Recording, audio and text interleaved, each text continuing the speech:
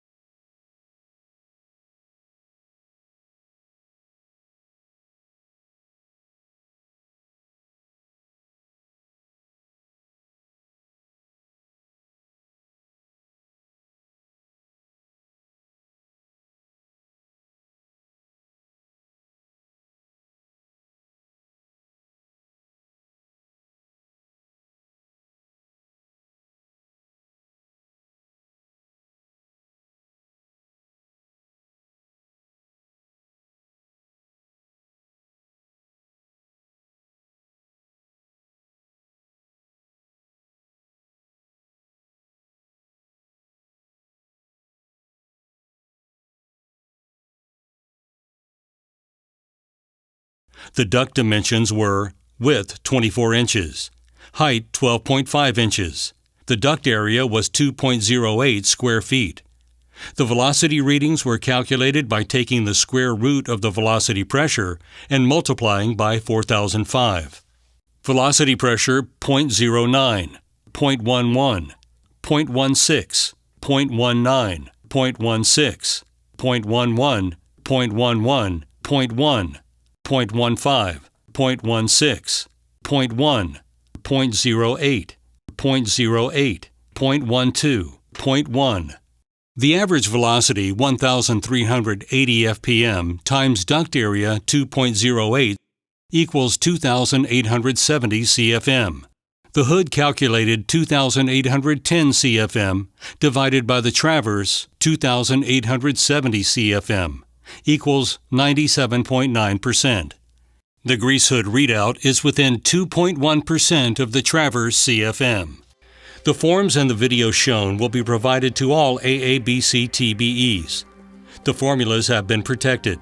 Depending on the brand of printer or printer settings, the form may add a line vertically or horizontally. Please do not adjust the margins. Simply drag the line to the blue border.